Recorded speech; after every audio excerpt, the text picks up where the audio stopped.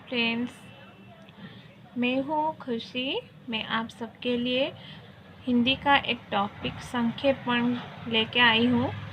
अगर आपको संक्षेपण के बारे में कुछ जानना है तो प्लीज़ उसे थोड़ा ध्यान दीजिएगा। हम आज डिस्कशन करेंगे संक्षेपण। संक्षेपण का अर्थ क्या है, उसका क्या प्रकार है, उसे कैसे लिखा जाता है, किस किस चीज़ पर ध्यान रखना ज़रूरी है, ये मैं आप लोगों को समझाने वाली हूँ। ठीक है, पहले हम देखते हैं संक्षेपण और इसका अर्थ। संक्षेपण का अर्थ होता है संक्षिप्त या छोटा रूप।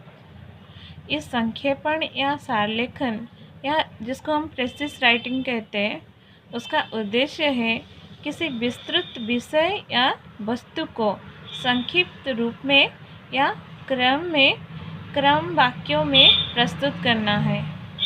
मतलब किसी एक बड़े विस्तृत विषय को हम जितना हो सके उसको कम करके लिखें। इस विषय वस्तु के मुख्यार्थ के भाव को लेकर असंबंधित और अनावश्यक को हटाए जा सकते हैं, जिससे पूरा भावार्थ आ जाए। अगर किसी टॉपिक है तो उसमें से जो असंबंधित चीज़ है, जो हमारे लिए अनावश्यक है, उसको हम ना लिखें, उसको संक्षिप्त करके लिखें।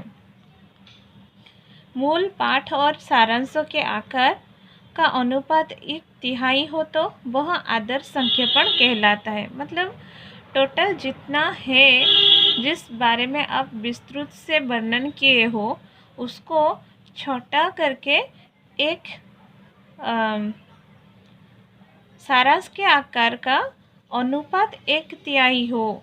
मतलब चौथा भाग से उसको छोटा करके 1/3, मतलब एक भाग में ऐसे डिस्क्राइब किया जाए जिसमें सिर्फ मेन पॉइंट्स हो, तो वो आदर्श संक्षेपण कहलाता है। अतः हम ये भी कह सकते हैं कि किसी विस्तृत विवरण, सविस्तर व्याख्या, वक्तव्य, पत्र व्यवहार या लेख के तथ्यों और निर्देश के ऐसे संयोजन को संक्षेपण कहते हैं जिसमें अप्रासंगिक, असंबद्ध, पुनरावृत्त, अनावश्यक बातों का त्याग और सभी अनिवार्य, उपयोगी तथा मूल तथ्यों को प्रभावपूर्ण संक्षिप्त संकलन हो। यह एक स्वतःपूर्ण रचना है। उसकी विशेषता की ओर अगर हम ध्यान दें तो हमको पहला पॉइंट उसका आता है संक्षिप्तता। संक्षिप्तता का मतलब है संक्षेपण की मुख्य विशेषता। यह सामान्यतः मूल का तृतीयांश होना चाहिए। इसमें व्यर्थ विशेषण, दृष्टांत, व्याख्या, वर्णन और उदाहरण नहीं होना चाहिए। पहले से तो आपको बोल चुके हैं कि एक संक्षिप्त विवरणी की तरह है, तो उसमें से आप जितना लिखे हुए हैं, जो मूल पाठ है उसको जितना हो सके छोटा बनाइए, ना कि उसमें आप अपने हिसाब से कुछ एग्जाम्पल्स, कुछ व्याख्या, कुछ वर्णन और उदाहरण ये सब ऐड ना करें। लंबे लंबे वाक्य और शब्द के बदले में आप सामासिक चिन्ह का व्यवहार इसमें कर सकते हैं या प्रयुक्त भी कर सकते हैं। उन्हें छोटा कर देना चाहिए, यह अत्यंत आवश्यक है। मूल की कोई भी आवश्यक बात छूट ना जाए। देन सेकंड पॉइंट इसका है पूर्णतः। संक्षेपण स्वतः पूर्ण होना चाहिए।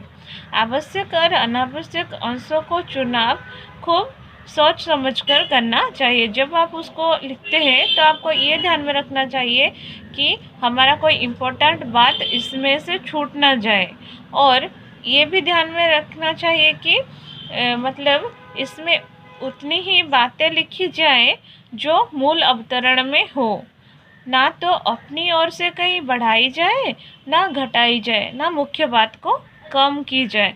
आप उसको ऐसे ध्यान में रख के लिखिए ताकि हमारी कोई ज़रूरत बात छूट ना जाए। देन उसका तीसरा पॉइंट ये है वाक्य खंड के लिए शब्दों का प्रयोग।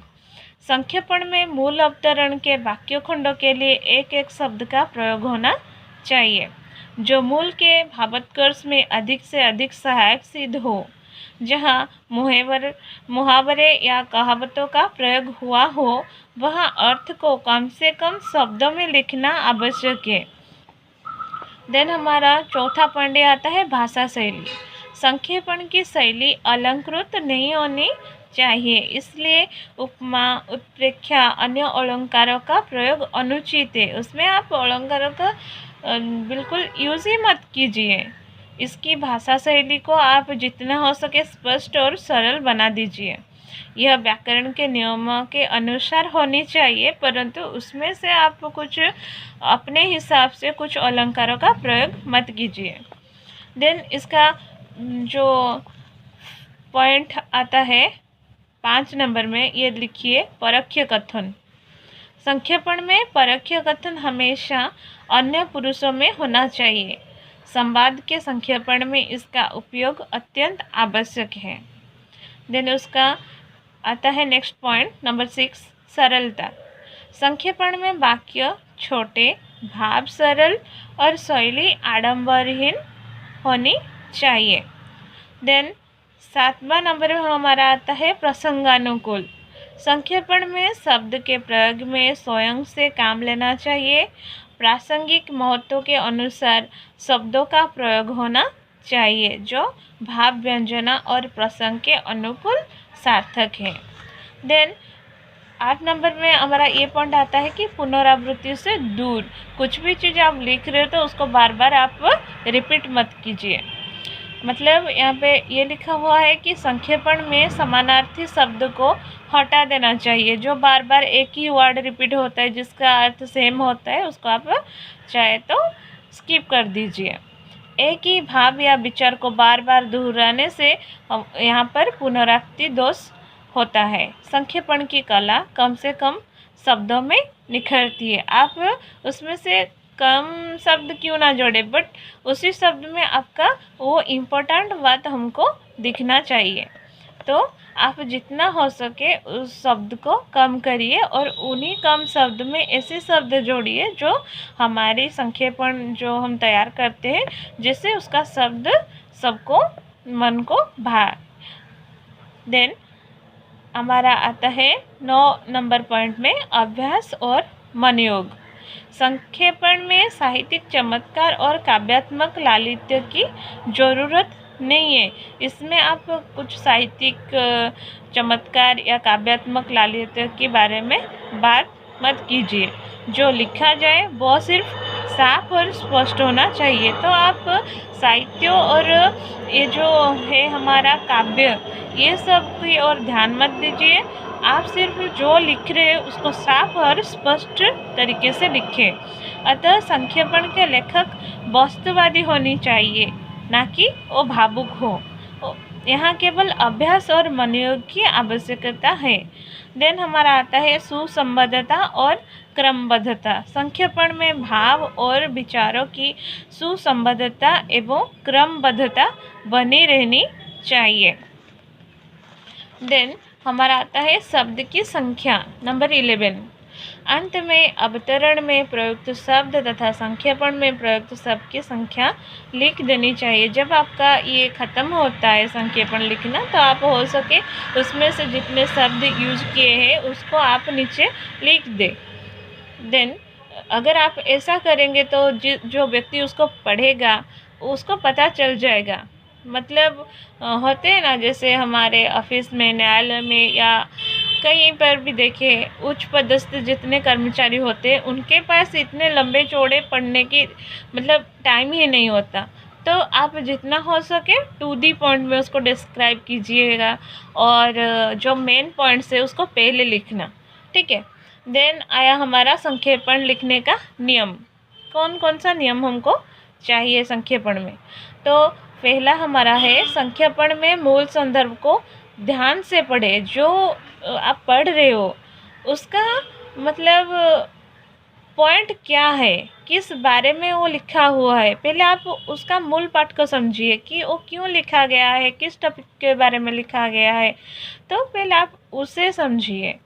देन संपूर्ण भावार्थ ना समझने तक संक्षेपण लिखना आरंभ ना करें। मतलब आप 2 सेंटेंस ऐसे पढ़ लिए और आपको लगा कि हाँ हाँ बाबा इस टॉपिक के बारे में हमको पूरी समझ आ गया, ताकि आप उसको बिना देखे अंदाज़ा लगा लिया, तो आप दोबारा जब उसको और दोहराएंगे तो शायद हो सकता है कि और भी कुछ टॉपिक के बारे में आपको पता चल सके, उसमें कुछ और हो, आप कुछ और सोच रहे हो। तो हमेशा ये ध्यान रखें कि उसको मतलब कंप्लीट पूरा एंड तक आप पढ़ें और मूल पाठ को उसका आप समझें पहले, उसके बाद आप संक्षेपण लिखें, उससे पहले नहीं। देन नंबर 2 में ये आता है आवश्यक शब्द, वाक्य खंड को रेखांकित करें। आप जो पढ़ रहे हो अगर उसमें से आपको कुछ इम्पोर्टेंट लग रहा है तो आप उसे अंडरलाइन कर लीजिए, ताकि दोबारा जब आप उस टॉपिक के ऊपर ध्यान केंद्रित करें तो आपको समझने में बहुत ईजी हो।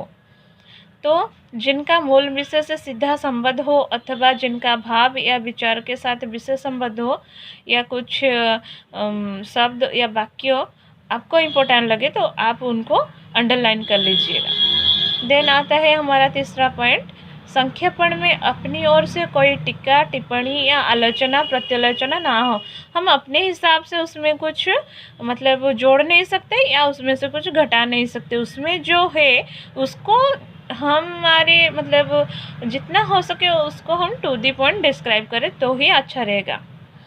तो नंबर 4 में ये आता है संक्षेपण की संपूर्ण रूपरेखा तैयार करके उसमें आवश्यक संशोधन जोड़ घटाव कर दे।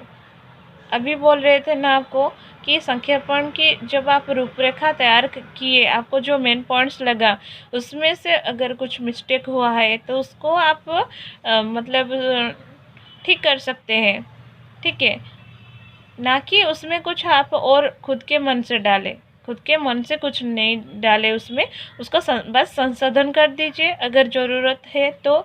और मूल संदर्भ की क्रम संख्या व्यवस्था में आवश्यक परिवर्तन हो सकता है, परंतु विचारों का तारतम्य रहना चाहिए। आप जो अगर कुछ भी चेंजेस कर रहे हो तो हमारा जो मूल पाठ विषय है उसके साथ उसका संबंध होना चाहिए, ठीक है।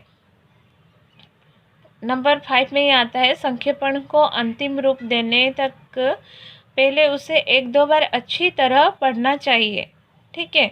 आप कुछ भी अगर इम्पोर्टेंट नोटिस कहीं पे भी सबमिट करने जा रहे हो तो उसे पहले आप 1 बार 2 बार दोहराइए, ताकि कोई मुख्य शब्द या विचार छूट ना जाए। होता है ना, इंसान है तो क्या होता है, इंसान सब कुछ याद रखना तो मुमकिन नहीं है, वो भी मतलब हमेशा कुछ ना कुछ भूल ही जाता है। तो आप क्या कीजिए, जब उसको आप लिख रहे तो कहीं पे सबमिट करने से पहले उसको बार बार आप चेक कीजिए, ताकि शायद कुछ ऐसी बात इम्पोर्टेंट हो पर वो संक्षेपण में ना हो।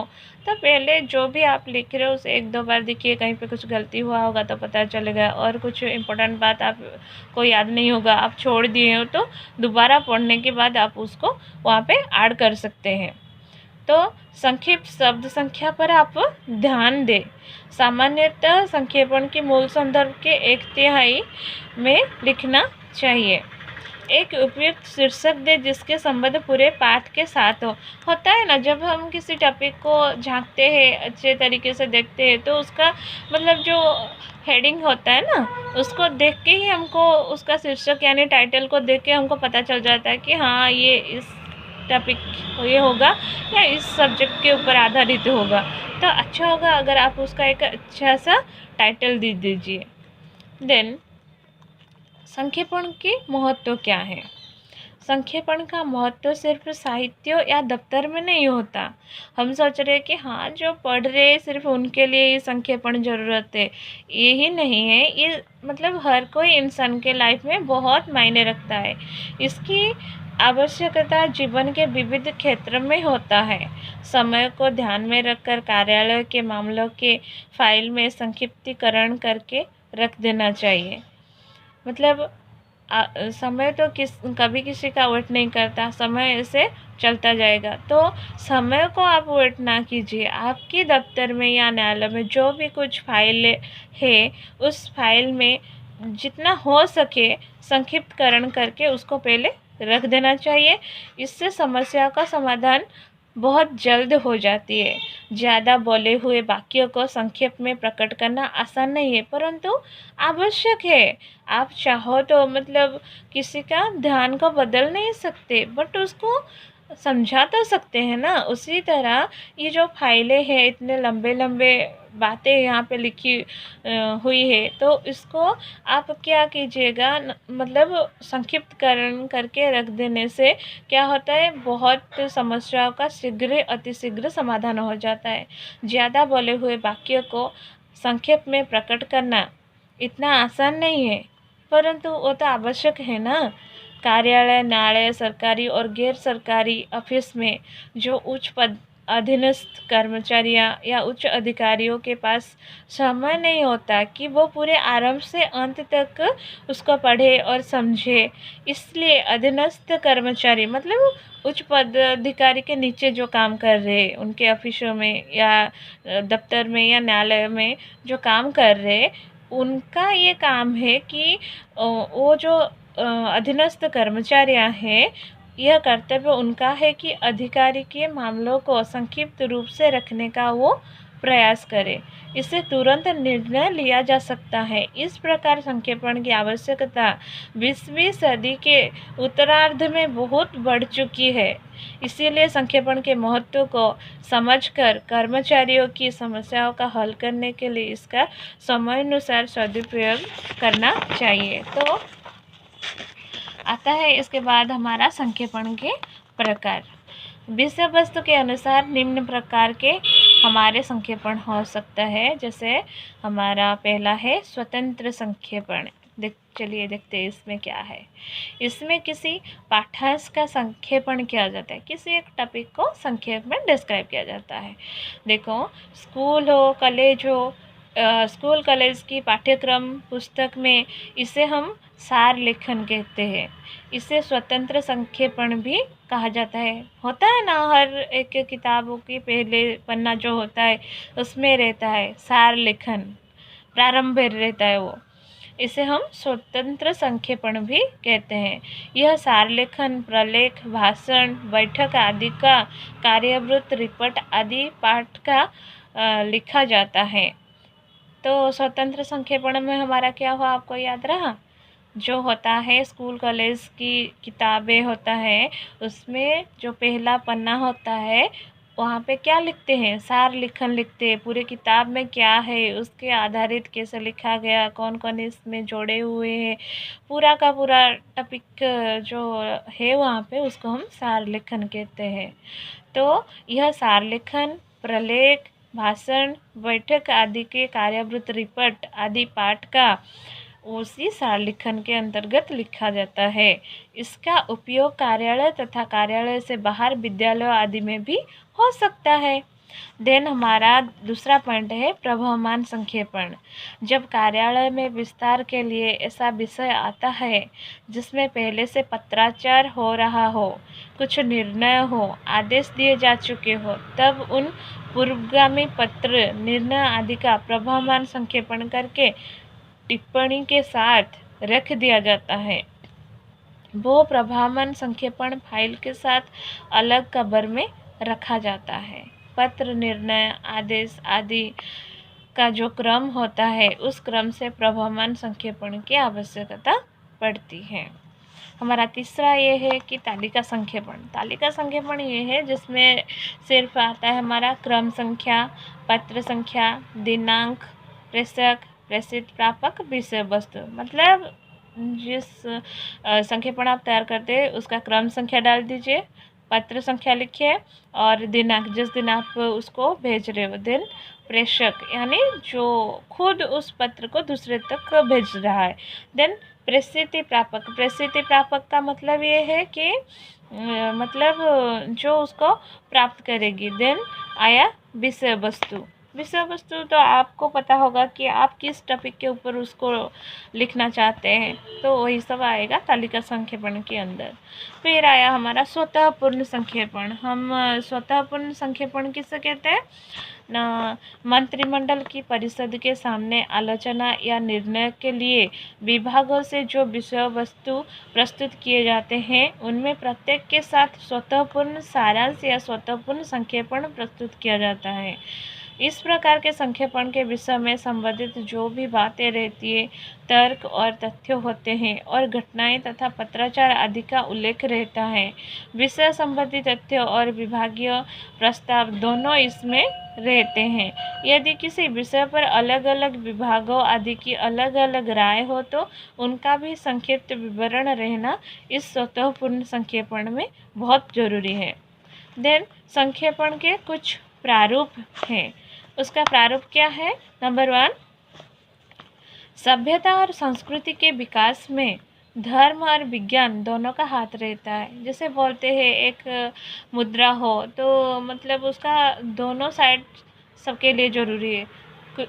आप एक कॉइन उठा के लीजिएगा, फ्रंट वाला होगा और उसमें उसका बैक साइड नहीं होगा तो वो थोड़ी ना काम करेगा, या थोड़ी ना वो मतलब उसका कोई महत्व रह जाएगा। बिल्कुल उसी तरह है हमारे धर्म और विज्ञान, एक दूसरे के साथ वो जुड़े हुए हैं, एक के छोड़कर दूसरे का कोई मतलब ही नहीं रह जाता। तो यहाँ पे इसलिए कहा गया है कि धर्म और विज्ञान दोनों का हाथ रहता है सभ्यता और संस्कृति का विकास में। धर्म ने मनुष्य के मन का सुधार किया है। धर्म हमारे मन को बल देता है और जितने भी अच्छे गुण हमारे पास देखने को मिलता है वो सभी धर्म के कारण है।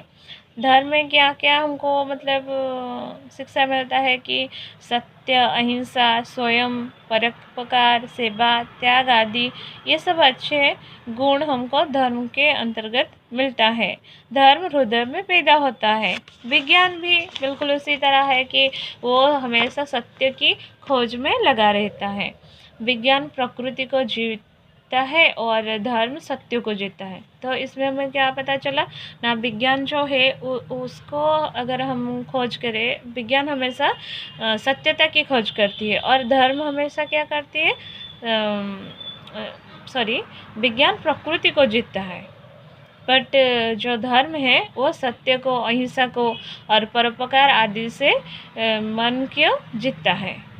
अतः यदि विज्ञान और धर्म मिलकर कार्य करें तो वह दिन भी इतना दूर नहीं जिस दिन हम क्या करेंगे, मतलब जब हम राज्य और देश के विचार को पीछे छोड़ देंगे, ठीक है, तो और सारे संसार को अपना समझेंगे, संसार के सभी लोगों को अपना भाई समझेंगे।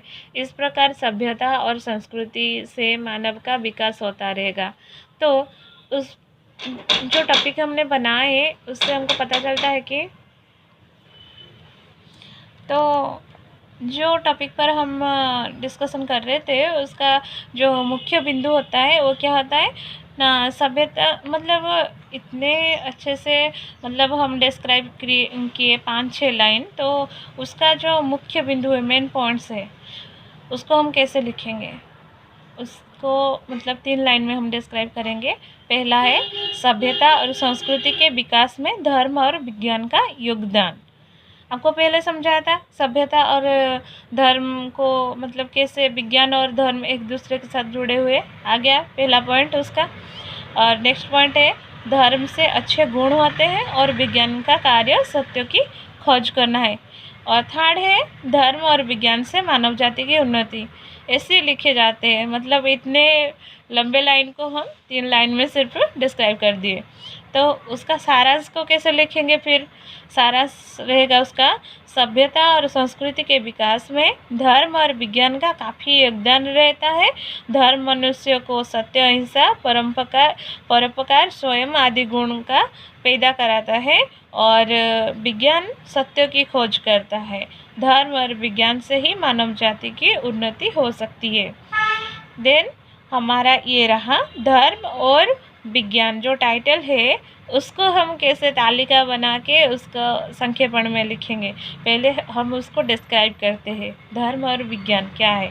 देखिए उसका सेकेंड प्रारूप, पहला प्रारूप तो आपको पता चल गया, सेकेंड प्रारूप उसका रहा, प्रकृति हमारे सामने अनेक रूप में आती है। वो कभी कहीं सुसज्जित और सुंदर रूप से आती है, तो कहीं विभत्स या कर्कश रूप में भी आती है, कहीं भव्य विस्तृत या संक्षिप्त रूप में भी आती है। सच्चे कवि का हृदय उसके प्रत्येक रूप में लीन रहना है, और क्योंकि उसके अनुराग का कारण अपना व्यक्तिगत सुखभोग नहीं बल्कि चिर साहचर्य द्वारा प्रतिष्ठित वासना है, जो केवल प्रफुल्लित प्रसन्न प्रसाद के सौरभ संचार, भोरे की मधुर गुंजार, ककिल कुंजित कुंज और शीतल सुख स्पर्श समीर इत्यादि की चर्चा करते हैं, वह विषय या भोग लिप्त है। देखिए मैं संक्षेपण पूरा पढ़ रही हूँ, उसके बाद उसका सारा समझाएंगे।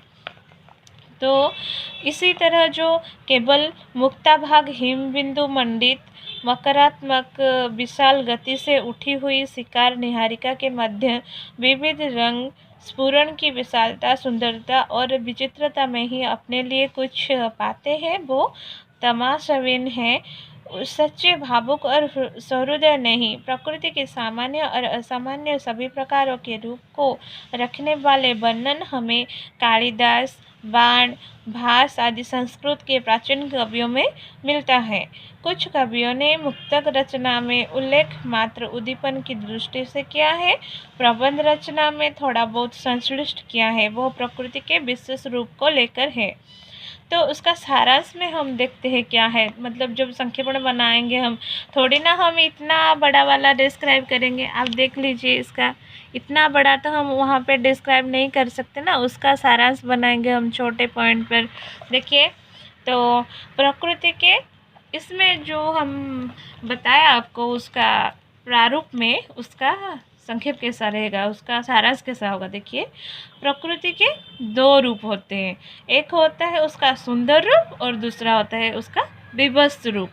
सच्चे कवि जो होता है उसका हृदय दोनों में रमता है, चाहे वो सुसज्जित रूप में हो तो भी उनके मन को भाता है, विभत्स रूप में हो तब भी वो कवि के मन को भाता है। तो जो प्रकृति की बाह्य सौंदर्य का चयन अथवा उसकी रहस्यमयता का उद्घाटन करता रह गया, वो कभी नहीं कहलवाया जाएगा, क्योंकि प्रकृति के सच्चे रूप का चित्रण संस्कृत के प्राचीन कवियाँ जो थे उसमें से कालिदास, बाणभट्ट, वो सब करते थे, उनमें ये सब देखने को मिलता है। प्रबंध काव्य में इसका संश्लिष्ट चित्रण हुआ है।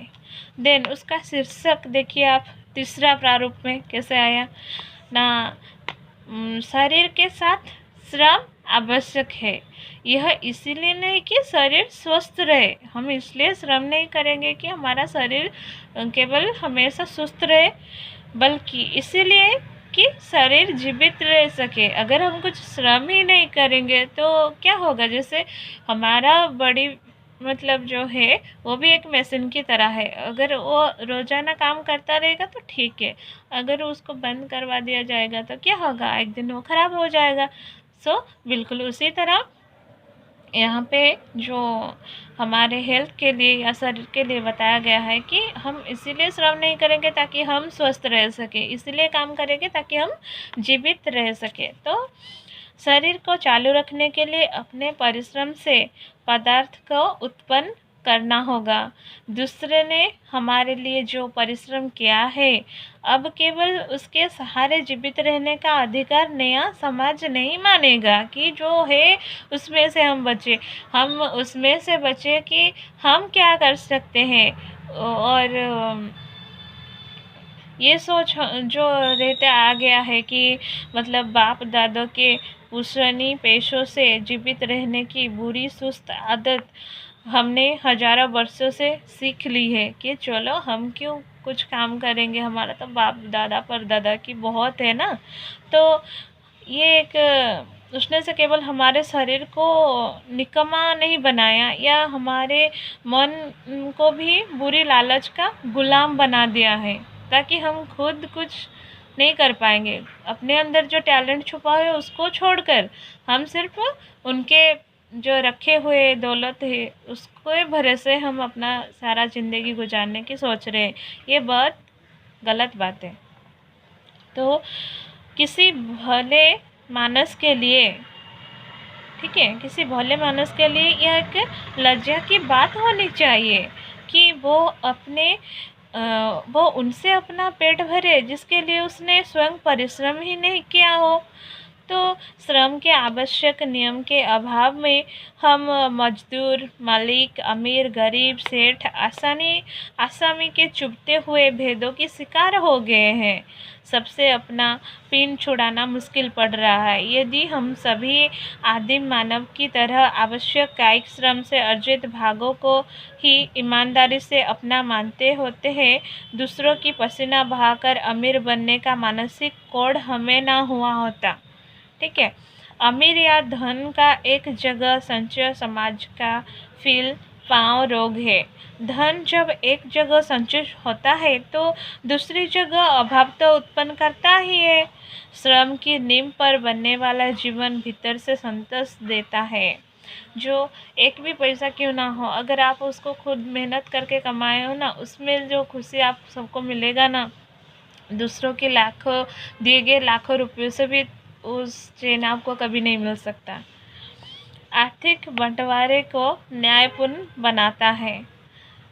ईर्ष्या, लोभ, बेईमानी, काहिल जैसी बुराइयों से लोगों को बचना है। तो ये जो हम अभी आपको बताए उसका सारांश अभी बता रहे, मतलब ये तो रहा पूरा संक्षेपण की तालिका। देखिए, ये जो पहले आप लोगों को हमने बताया ये रहा, उसका इतना बड़ा सा पॉइंट रहा है। उसको हम टू दी पॉइंट करके किसी सारांश में आपको समझाएंगे। देखिए, उससे हमको क्या पता चला ना, जीवन को ना केवल स्वास्थ्य वरन जीवित बनाए रखने के लिए हम सबके लिए श्रम बहुत ज़रूरी है। दूसरों की परिश्रम पर जीने वाला व्यक्ति निकम्मा और लालची होता है, जो हमेशा किसी दूसरे चीज़ प्रति खुद को मतलब उसी चीज़ के लिए वो अफेक्शन रखता है। तो वही श्रम के अभाव के कारण ही गरीब, अमीर, मजदूर, मालिक आदि का भेदभाव पैदा हुआ है। तो वास्तव में श्रम से जो जीवन बनता है उसमें संतोष होता है और ईर्ष्या, लोभ, बेईमानी आदि बुराइयों भी सामना नहीं आती। तो ये जितना सा हम आपको समझाए उसका हम अगर अच्छा सा पॉइंट बनाए तो क्या होगा ना, हमको जो भी आपको समझाया तो उसका एक अच्छा टाइटल हम क्या दें? उसका टाइटल हम रखते हैं श्रम की महत्ता।